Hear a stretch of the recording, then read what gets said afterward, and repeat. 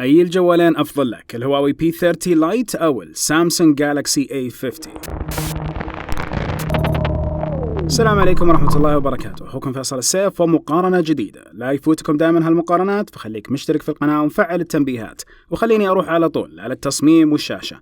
من ناحية التصميم، فجهاز الجالكسي A50 يأتي بواجهة زجاجية بتصميم الانفينيتي ديسبلاي أو الدمعة، وبالخلف مصنوع من البلاستيك. والهواوي P30 Lite يجي بواجهة زجاجية منحنية والكاميرا جاية بتصميم الدمعة. حجم الشاشة في الجالكسي A50 يصل إلى 6.4 إنش، ونسبة الشاشة 84.9% بوضوح 2340 في 1080. ومن ناحية الهواوي P30 Lite فالشاشة أقل شوي 6.15 إنش، بس نسبة الشاشة أعلى 90%، وتجي بوضوح 2312 في 1080 بكسل، فرق جدا بسيط.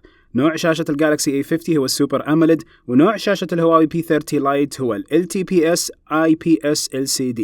هاتف ال A50 يمتلك طبقة الحماية الكورنينج جوريلا جلاس، بينما الهواوي P30 Lite ما هي موجودة عليه. من ناحية كثافة البكسل فالجالكسي A50 يصل إلى 403 بكسل في الإنش الواحد، أما الهواوي P30 Lite فيرتفع فيصير 415 بكسل في الإنش الواحد. الكفة ترجح عند مين؟ الجالكسي A50 بسبب أنه عطى شاشة أفضل بالنوعية بالسوبر أموليد، ولكن الكثافة هنا أعلى للهواوي، فالتقدير الهواوي P30 Lite. نروح للنظام، والجوالين كلهم بنظام الأندرويد 9.0 اللي يختلف هو تعديلات الشركة والواجهة التشغيلية اللي تحطها. فالسامسونج جالكسي A50 موجود عندكم واجهة ال One UI، والهواوي P30 Lite يعمل على واجهة هواوي وهي الإيموشن UI النسخة 9.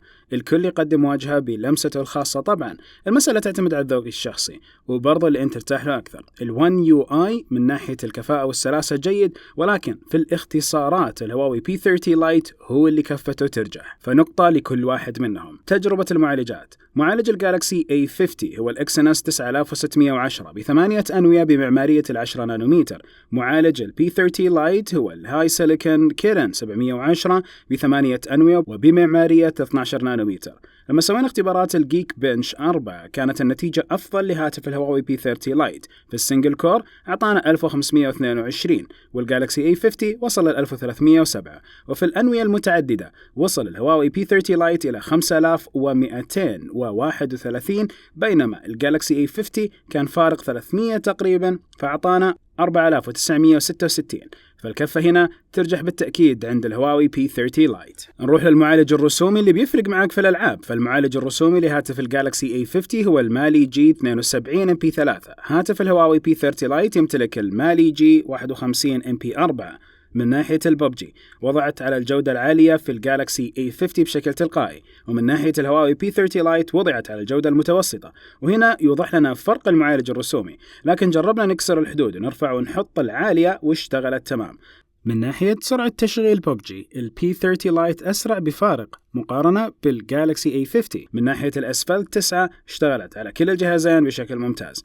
الذاكرة العشوائية، من ناحية الذاكرة العشوائية هاتف الجالكسي A50 يمتلك ذاكرة 4 جيجا بايت، وهاتف الهواوي P30 Lite يمتلك ذاكرة 6 جيجا بايت. فالكفة بالتأكيد ترجح عند الهواوي P30 Lite اللي وضع لنا ذاكرة أكثر لاستخدامنا في البرامج والألعاب. أنماط الدخول، كل الجوالين عندهم نمط التعرف على الوجه، لكن ما ننصح فيه لأنه كل الاثنين ما فيهم حساسات أمامية. وبرضه خيار ثاني متشابه بالاثنين هو خيار الرقم البن، لكن نقطة الاختلاف في مستشعر البصمة. فمثلا الجالكسي A50 بصمته تحت الشاشة، والهواوي P30 Pro مستشعر البصمة خلف الجهاز. لو حبينا نقارن العملية الأسرع طبعا حتكون الهواوي P30 Lite، سرعة الاستجابة فيها ممتازة، لكن بصمة تحت الشاشة شوي أبطأ وتحتاج وقت. فهنا الكفة ترجح للهواوي P30 Lite، مع التقدير للسامسونج A50 إنه حطها تحت الشاشة. ولكن مسألة البطء هذا لو فسرناه منطقيا، كم جيل مر علينا من البصمات اللي موجودة على الجهاز خلف الجهاز، ولكن داخل الشاشة دوبنا في البداية، فما أمداها التقنية تتطور بشكل كبير. وأروح الحين على الكاميرات. بما أننا في الفئة المتوسطة فأكيد بتقدم جودة مرضية، لكن ما راح تتفوق على هواتف الفئة العالية. فعندنا الجالكسي A50 يمتلك 3 كاميرات، والهواوي P30 Lite يمتلك أيضا 3 كاميرات. نبدأ أولا مع ال A50. الأولى 25 ميجا بكسل وعريضة بفتحة عدسة 1.7، الثانية 8 ميجا بكسل وعريضة جدا بفتحة 2.2، والأخيرة 5 ميجا بكسل وحساس العمق حق الدبث سنسور بفتحة عدسة 2.2. الأمامية 25 ميجا بكسل عريضة بفتحة 2.0.